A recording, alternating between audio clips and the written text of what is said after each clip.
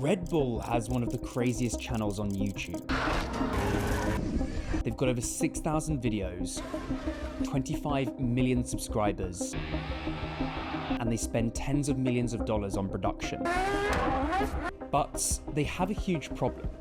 Less than 1% of their subscribers actually click on their videos, and it's because their channel is filled with issues that just kill their view count. So what I'm going to do in this video is show you everything Red Bull is doing wrong on YouTube and exactly how I'd redo their strategy from the ground up. By the way, if you're new here, then hi, my name's Oscar and I'm the founder of Owen Creative. And what we do is help global brands dominate YouTube. Our clients have already generated over 1 billion views this year using the same framework you're about to see. So let's rebuild Red Bull. Okay, so to do this, we're going to use what is known as the VID Framework. This is the framework that we use on all of our different brands. And VID stands for Viralize, Interact, and Develop. So if your brand can do these three things, if you can viralize your content so it gets seen by a large audience, if you can then interact with that audience, they start to recognize and trust your brand, and then develop that relationship by converting viewers into fans, then your brand will dominate on YouTube. So let's begin with viralize. So the reason Red Bull or any billion-dollar companies on YouTube isn't just to upload cool videos, is to get their brands seen by as many people as possible. And you do this by viralizing your content. And honestly, right now, Red Bull is leaving millions and millions of views on the table with their current channel. Why is this? Well, firstly, their thumbnails completely suck. Their thumbnails are just really not very good on a lot of their videos. So let's take a look at these two examples here. The first one shows someone jumping over a moving F1 car, and then the second one shows someone jumping, a kite surfer jumping over a flying plane. Now, these videos each have 600,000 views in the last 8 months and the last 2 months. And you might be going, Oscar, 600,000 views, that's a lot of views. But you've got to remember that Red Bull has 25 million subscribers. So these videos have really underperformed on the Red Bull channel. And the reason for this is these thumbnails have not been viralized. They literally look like screenshots from the video. They don't have any sort of bold colors. The subject inside that is really, really small, so you don't really know what's going on. And there's also zero text in the thumbnail as well. Now, if we compare these two thumbnails with these two thumbnails from different channels that are on very, very similar topics, you can see that this video has 22 million views and this video has 1.7 million views. And you can see how on both of these thumbnails, they're so much better in terms of the color scheme. They're so much cleaner. Also, the subject is a lot clearer in these two thumbnails, and also this one here uses text as well. And I would argue that this video here has got 22 million views, right? So it's on a very similar topic to these ones. This is someone jumping on a train, and this is someone jumping over a moving F1 car.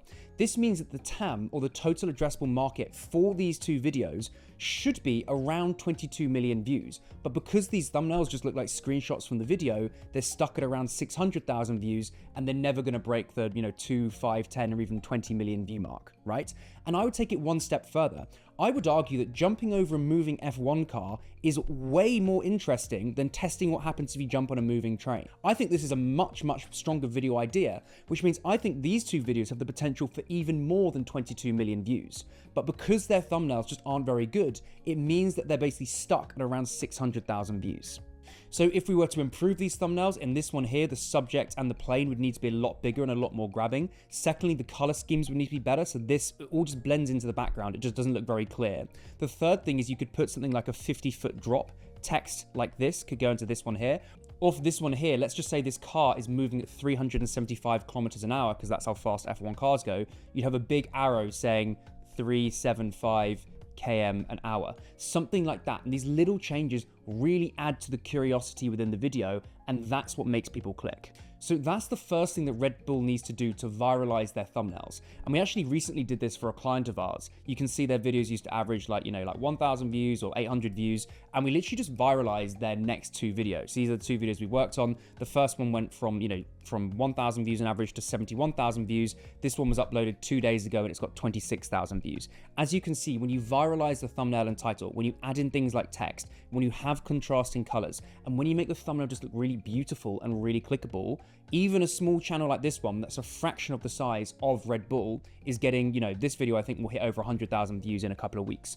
And this one's done 71,000 views, and it's the first video we've ever made together, and that's within a month. So That really is the power of viralizing your content. And the really cool thing is Red Bull are doing this on some of their videos already. Look at all of these different videos here. All of these videos are viralized. They've got really clear subjects. They've got really strong contrast within the thumbnails themselves. And guess what? Every single thumbnail has over 10 million views. So if I was in charge of Red Bull's strategy, the first thing I would do would be have a way more consistent thumbnail style, where every single thumbnail is viralized along these lines. And this would mean their videos would jump from 600,000 views to potentially 10 million or more. The next thing I'd change on Red Bull is their YouTube homepage. So right now, their YouTube homepage is just a complete mess, and it's literally losing them millions of potential views. So what's actually wrong with this YouTube homepage here? Well, you've got to remember that your YouTube homepage is your most visited page on all of YouTube, right? And Red Bull has collectively got over 22 billion views on their channel. So all of their views put together, they've got over 22 billion views. And let's just say 1% of those viewers have landed on their homepage. That's around 220 million visitors to this page alone. So any little change made on this homepage here can have a huge impact on your channel. So what are they doing wrong here? Well, I always treat the YouTube homepage like a website. So you know, like a website, at the very top, you want your best stuff so people don't just click off. Exactly the same goes with YouTube. So the first mistake they're making is they've got this For You tab here, right? This is the first mistake they're making. So if someone lands on the page, we think probably around 222 million people have landed on the page. And the first thing you're doing is you're letting YouTube decide what content should be displayed to the viewers. And this is really bad because you know better than YouTube what your best content is because you've made those videos and you've watched those videos. So for example, YouTube right now is recommending to me World's Best Dancers Battle in Ultimate Dance Off. Now, this might be a great video, but if I was in Red Bull's position, what I would do is I'd remove the For You tab, create a playlist, and then on that playlist, you have your best content. Have World's Fastest Camera Drone versus F1 car. Have your best converting videos, and always make that the first thing that potential viewers see. Because I would argue that this kind of content that is proven to be better, that's got millions and millions of views, is better than this kind of stuff. And if you're trying to make really good first impressions and actually capture potential viewers, always start off with your best content. Right, if I actually go to their YouTube channel and start scrolling down, the next thing you'll notice is all of these different cartoons here. So these are the very famous Red Bull cartoons. And I'd also remove all of these because at the end of the day, these are just adverts. They're 15 seconds long, and whilst they're pretty cool, they're not going to do anything for the brand. They're not going to build brand loyalty. They're not going to build brand trust. Instead, remove all of these things and again, just have your best content and best videos here. The next thing you want to do is, if I keep scrolling down, they've got all of these YouTube shorts here on their homepage. Now, having this many shorts on your homepage is pretty much criminal. And I would remove every single one of these YouTube shorts. Why is this? You've got to remember that long form viewers are so much more valuable than short form viewers. So 100,000 short form views is way less valuable than 10,000 long form views. The reason is that the only purpose of YouTube shorts is to send people from short form content to long form content. Because short form content is great at getting lots of views, but it's really bad at building trust, because trust is built when people spend time watching your content. But if a short is only, 10, 15, 20 seconds long, then they've got to watch hundreds of your shorts in order to spend the same amount of time as you as if they just watched a couple of your long form videos.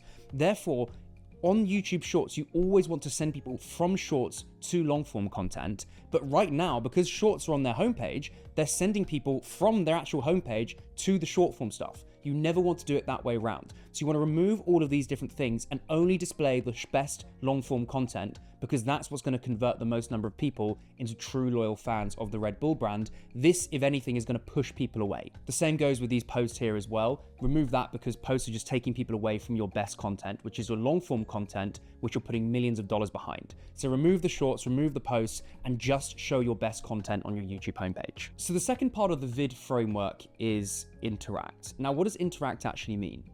Well, basically, once you've viralized your content and people actually click on your videos, that's not the end of it. In fact, that's only just the beginning, because your next job is to keep your brand top of mind for people week after week and occupy what is known as not just market share, but also mind share. And mind share is just how aware consumers are with your product or brand. So how often is it, are they thinking about it? How often is it in your mind? That's what mind share is. And if you only make, one video, that's great, people might watch it, but then they'll forget about your brand the next week. So instead, what you need to do when it comes to interact is constantly show up on your viewers' feeds, because that builds familiarity, familiarity builds trust, and trust makes people choose your brand over everyone else's. And unfortunately, Red Bull is just not doing this very well. But before I explain what mistake they're making, I wanted to give you a really good example of a company that's doing this really well, and that's Feastables, which has been created by Mr. Beast. So Feastables is Mr. Beast's chocolate company, and in just under a year, it's been valued at $1 billion. Put BN there. It's been valued at $1 billion.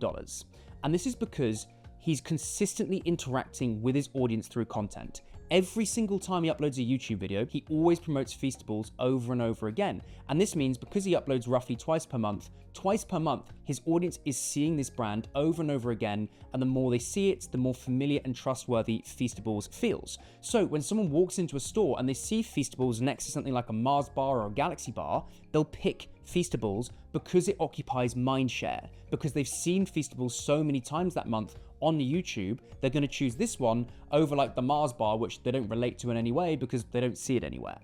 And that's basically how you build mindshare, by consistently interacting with your audience, and your brand becomes part of their world.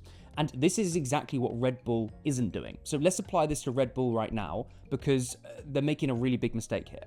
So right now, Red Bull just simply is not interacting with their audience enough. If we look at their main big channel that's got 25 million subscribers, Red Bull has only uploaded 10 long-form videos in the last year. So that's 1, 2, 3, 4, 5, 6, 7, 8, 9, 10, and then this video was 1 year ago. And this is not very good because that's less than 1 video per month. And here's the thing with like trust when it comes to building trust on YouTube.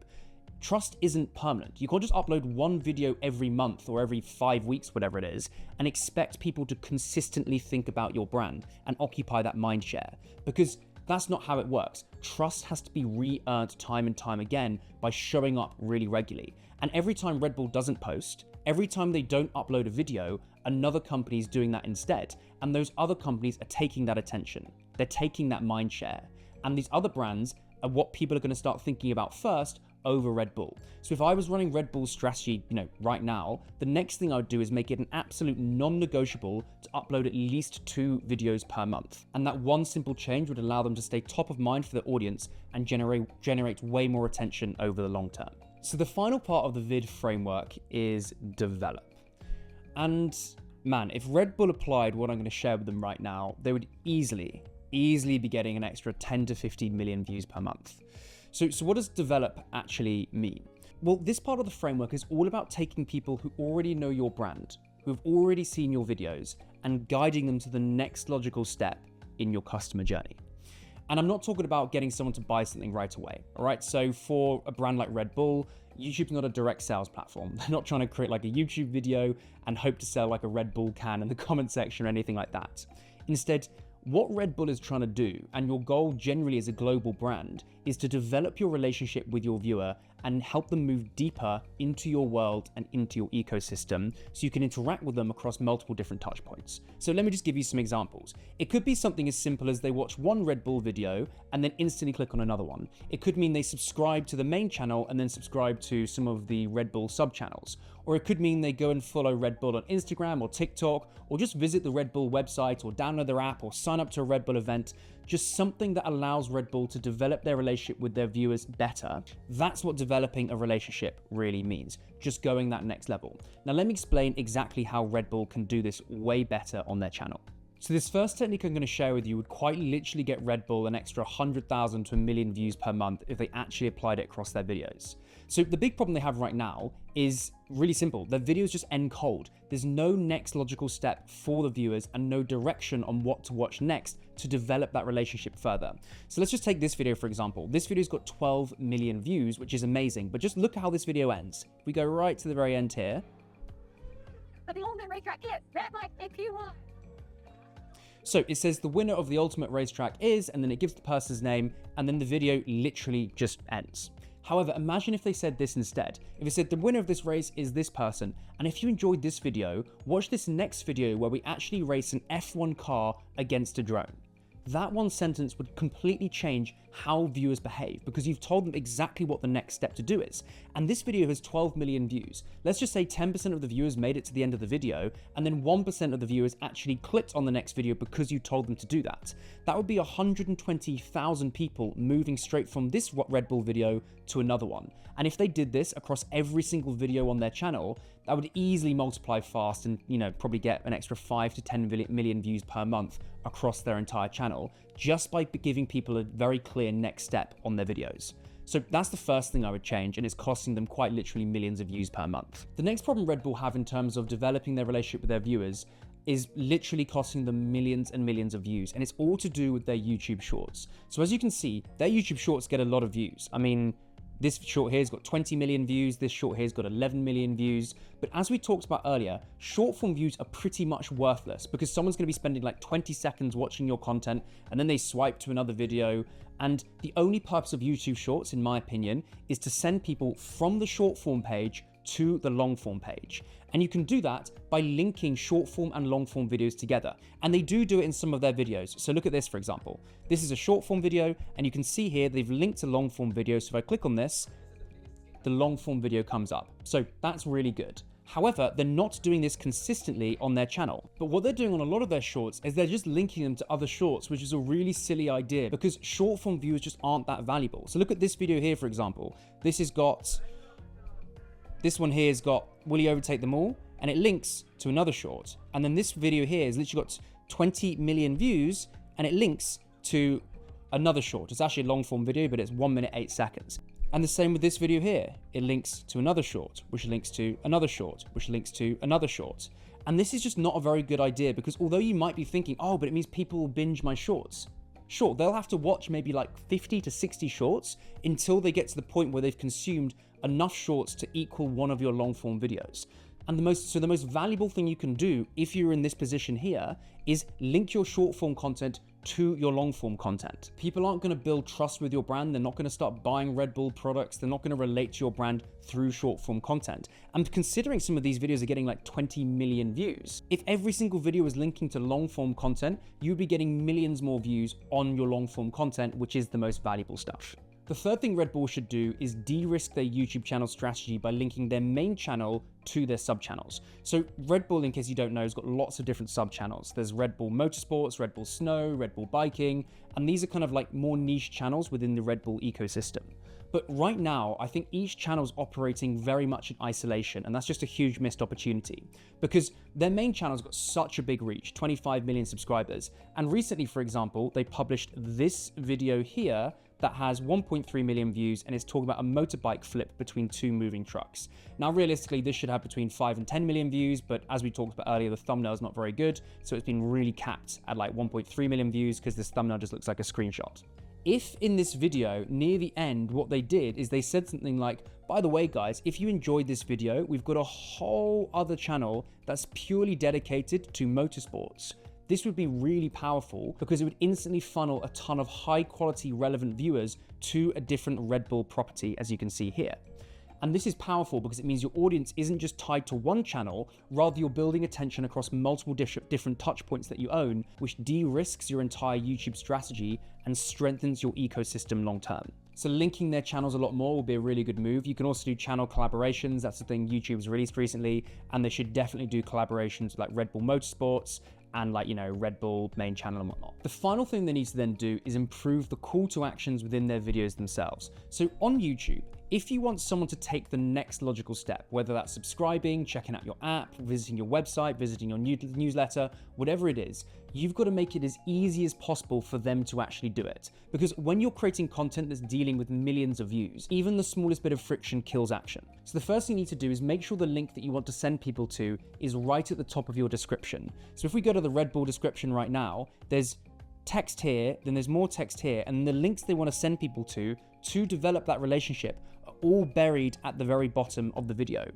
When we're playing with, 300,000 views here, but millions of views on their other videos, even a tiny extra step, like clicking this and then clicking this, to actually go and visit these other links, will reduce the number of people who actually take that action. So let's just say the goal of this video was to send people to the Redbull TikTok or the Redbull Instagram or the Redbull newsletter, whatever it is.